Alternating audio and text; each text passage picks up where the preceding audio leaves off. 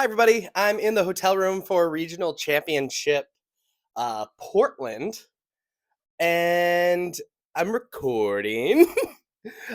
Sophie's here. Hi. Hi. But I wanted to post or get ready and record a deep dive of Azorius Tempo. So the past few weeks we have talked about the deck tech, overall strategy of the deck, sideboard guide against the top 10 most popular decks in Standard, the flex slots and different builds of the deck, nuances, and weird play patterns of the deck, and I want to combine them all into one video, one deep dive. Enjoy. So this is Azorius Tempo.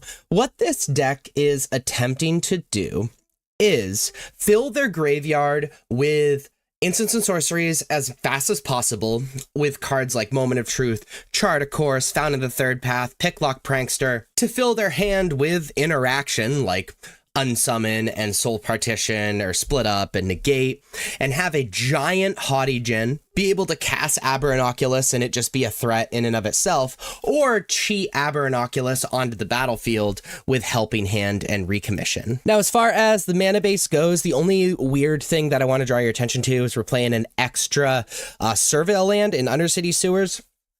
Just a blue, it's basically like a blue Surveil land, because Surveilling is extra good in this deck because, again, we're trying to fill our graveyard as fast as possible so we can cast Aberrant Oculus, maybe get Aberrant Oculus into the graveyard so that we can reanimate it, and to have a giant Haughty Djinn. That's kind of the whole point of this deck. Other than that, it's just blue-white lands that come in untapped. We're playing 4 Helping Hand.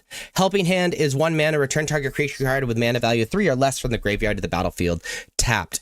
The cool part about this card is, yeah, we have kind of a scam hand with, like, you know, Aberrant Oculus or whatever, but also we only have 8 actual threats. Picklock Prankster is only kind of a threat. We only have 8 actual threats in Haughty Djinn and Aberrant Oculus. And so when our opponent answers those threats, we can Helping Hand to just like bring back those threats. So really we have 12, 15 threats with Recommission as well. We're playing 2 Unsummon, return target creature to his owner's hand. This is great to protect our very few threats, but also to get other flyers out of the way or scary stuff out of the way. We're playing 3 Recommission. Recommission is 2 mana, return target artifact or creature card, mana value 3 or less from your graveyard to the battlefield. If a creature card enters this way, it enters with additional +1/+1 counter on it. So 1 more mana for a slightly better effect than Helping Hand to reanimate Aberrant Oculus and Haughty Djinn from the graveyard after we mill them. Playing 3 Soul Partition as a pretty unconditional removal. It is a 2 mana instant, exile target non-land permanent for as long as that card remains exiled. Its owner may play it. A spell cast by opponent this way costs 2 more to cast. This is just for problematic permanents, things like Rest in Peace, flyers to, you know, get out of the way. Remember, we're a tempo deck, so really we're just trying to make our opponent spend way more mana than we are. We're playing 4 Chart a Course. Chart a Course says 2 mana sorcery, draw 2 cards and discard a card unless you attack this turn. We don't mind discarding a card because we can reanimate stuff. We want instant sorceries in our graveyard to make Haughty Djinn giant, you know, and all that stuff. And also we're able to kind of filter the cards in our hand. We're playing Founding of the Third Path. It is a 2 mana saga where its first chapter has read ahead. And its first chapter is you may cast an instant sorcery spell with mana value 1 or 2 from your hand without paying its mana cost. So that's kind of an interesting one. Its second chapter is target player mills 4 cards. We obviously want to target ourselves with that. And its third chapter is exile target instant sorcery spell from your graveyard, copy it. You may cast that copy. And remember this, you have to cast it. So you do have to spend the mana on the third chapter. But that's just like very powerful, being able to reuse these instant sorcery cards we put in our graveyard, be able to fill our graveyard and cast spells, which is kind of what this deck is attempting to do. We're playing 4 Moment of Truth. Moment of Truth is a 2 mana instant. Look at the top 3 cards of your library, put 1 in your hand, 1 in your graveyard, and 1 in the bottom of your library. So we fill our graveyard and we get that decent card selection at instant speed. We're playing a 1 of Negate to deal with non-creature spells. We're playing 4 Picklock Prankster. Picklock Prankster being a 1/3 with vigilance and flying, but on its adventure side, it's mill 4 cards and put an instant sorcery card or fairy card, so it can pick itself if you mill it, from among the mill cards and put them into your hand. So again, we're milling, we're getting that card selection of instant sorceries so that we can kind of select what we want to do. Picklock Prankster is exactly what we want. Also, it applies a little bit of pressure on its front side and is a decent mana dump to just be able to cast the creature. We're playing a 1 of Split Up. The interesting part about this is we don't have a lot of creatures and we can reanimate our creatures, and it's really easy to get our creatures to be tapped or untapped, whichever we want it to be, because our creatures are evasive. So split up can often be just a one-sided board wipe, but we can play in the main deck. We're playing 4 Azorius. Azorius, 3 mana, 5/5 with flying. As an additional cost to cast a spell, exile 6 cards from your graveyard, where that's pretty easy for this deck because we're filling our graveyard so much already. And at the beginning of each opponent's upkeep, Manifest Dread, which allows us to both fill our graveyard and provide additional threats, especially if we're able to nab another Azorius or a Hadijin underneath that Manifest Dread, because then we can just pay the mana and turn it upright and it just be ridiculous. And then lastly, we're playing 4 Hadijin. Hadijin is a 3 mana star 4 with flying, and this power is equal to the number of instant sorcery cards in your graveyard, and it makes instant sorcery spells you cast cost 1 less to cast. It's exactly what the deck wants, right? We're filling our graveyard anyway, so we can have an absolutely massive Hadijin, and it allows us to cast all of these 2 mana instant sorceries for 1 less mana, which is great. So again, the name of the game: fill our graveyard, apply this threat, protect that threat. And that's, you know, that's the kind of the tempo deck, right? We're casting everything super cheap. We're trying to kill our opponent in kind of one fell swoop or in just a few fell swoops. As far as the sideboard goes, Elspeth's Smite is excellent against the aggressive decks, just 1 mana interaction against attacking creatures. Destroy Evil is great for enchantments, also decent against like Shieldred, which is pretty good against us. Exercise, dealing our artifact, enchantment, and creature with power 4 or greater hate, very much our domain hate. Monastery Mentor is a fun card because it's 3 mana 2/2 with prowess, and whenever you cast a non-creature spell, create a 1/1 white monk creature token with prowess. This is really good against decks that just have a lot of removal and have a lot of interaction with us, and we feel like we need more threats, especially if we pair this with being able to cast an instant sorcery spell like immediately. It can be really overwhelming and becomes just another must-answer creature in the deck. I'm playing 2 Temporary Lockdown for these aggressive decks. Negate, very good against obviously decks that play non-creature spells that we care about, and Ghost Vacuum is our graveyard hate. As far as the sideboard goes, Elspeth's Smite is for these aggressive decks and enduring cards. What are you doing? Destroy Evil for enchantments and obviously creatures with 4 or greater. Yeah, you're gonna do that. Okay, I gotta record though, okay? Whoa, what's the microphone over it? Okay.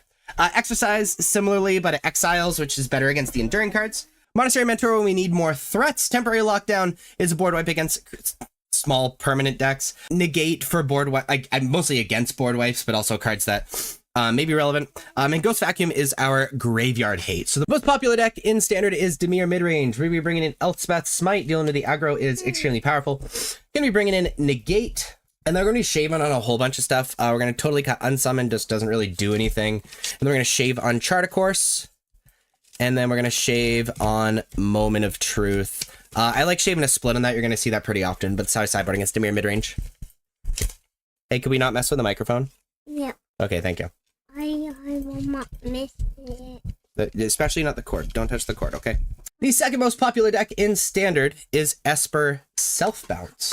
Against Esper Self-Bounce, Temporary Lockdown is very powerful, being able to deal with all the stuff that they are bouncing. Also a giant fan of Negate, being able to deal with the sounding big enough. We're taking out Unsummon just because we don't want to help them bouncing. And then we're going to shave really similar things as the last deck. And so this is how I sideboard against Esper Self-Bounce. Golgari Midrange is the third most popular deck in Standard.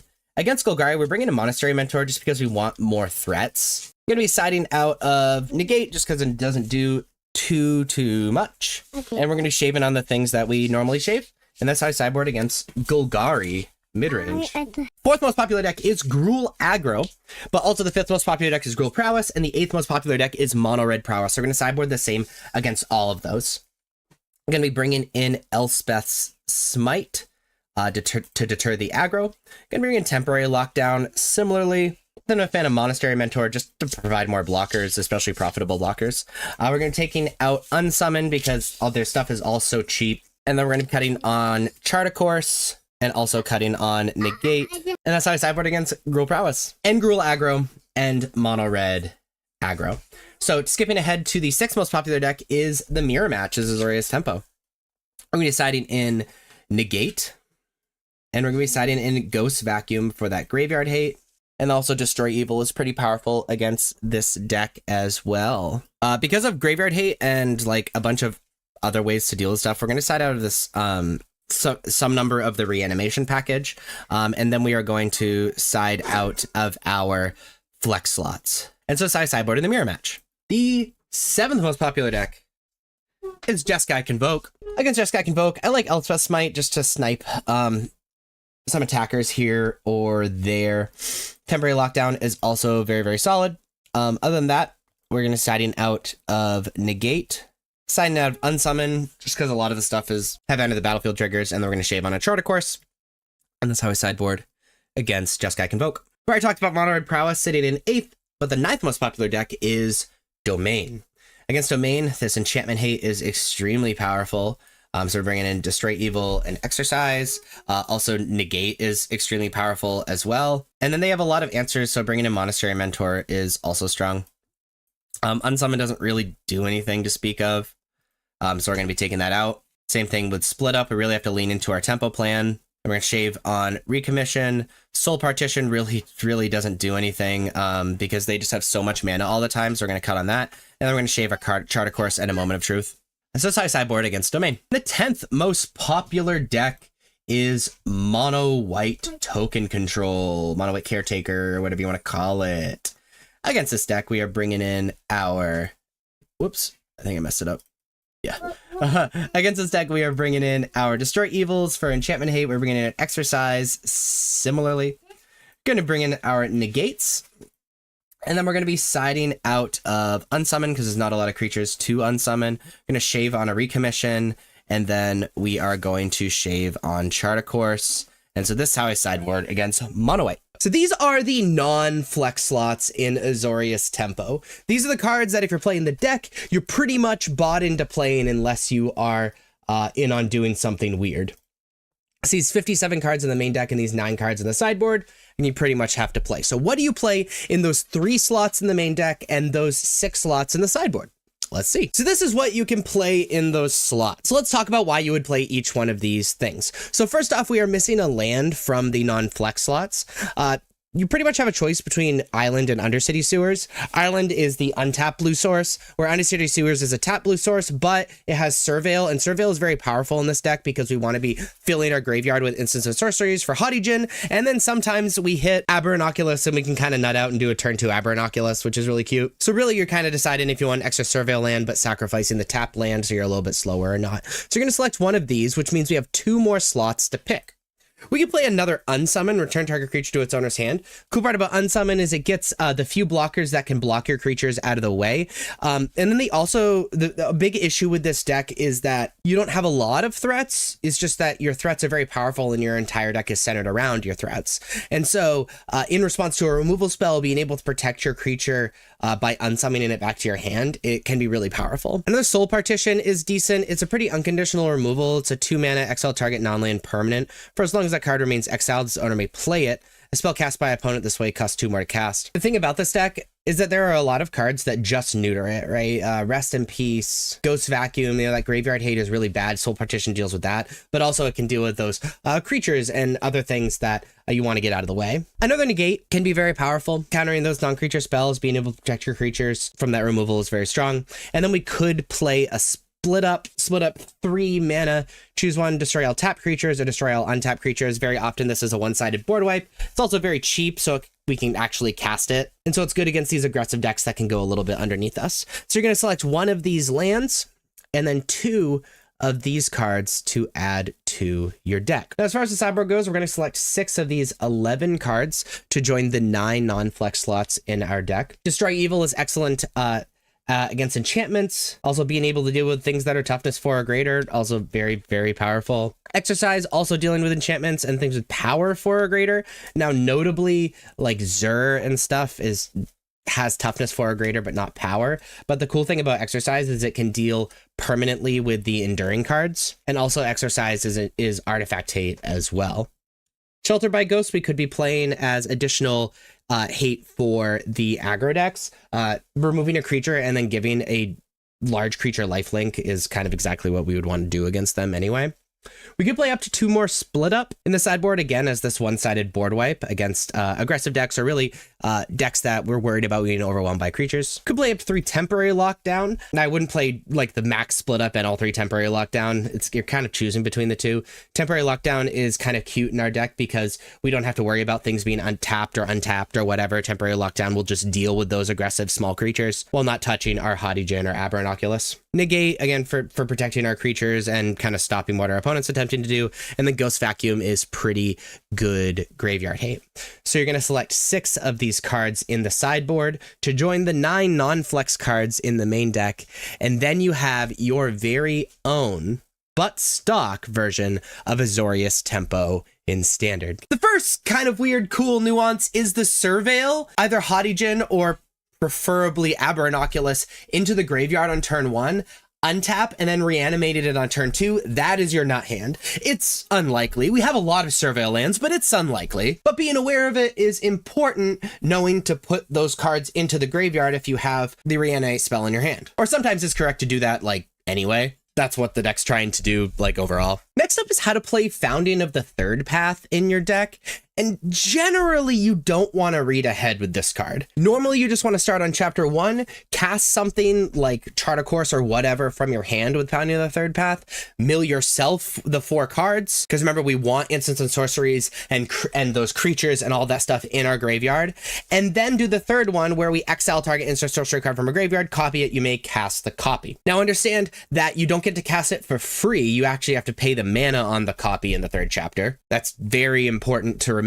And the situations where you might want to read ahead is if you really need a creature and have a reanimation in your hand and have the mana, you might want to read ahead to chapter 2, see if you can mill a creature so you can reanimate it. And then the only time you would want to read ahead to chapter 3 is if you're so far ahead you don't need the value and an instant sorcery card in your graveyard would seal up the game. Because remember, when you read ahead, you're kind of hemorrhaging that value. Next up is we have situations where we exile cards from our graveyard. Namely, Aberrant Oculus is the big one. We have to exile cards from our graveyard to cast it from our hand. When you do that, make sure you're exiling all the non-instants and sorceries in your graveyard and the non-Aberrant Oculuses in your graveyard first. Because we want instants and sorceries in our graveyard so our Hottie is very, very big, and we want Aberrant Oculuses in our graveyard, and actually sometimes Hottie in our graveyard, so that we can reanimate them and cheat them on the battlefield. So I know it feels obvious, but I've seen people mess it up. Just do the lands first, do the creatures first, even if you don't have a Hottie on the battlefield already. If you like this video, please be sure to like and subscribe.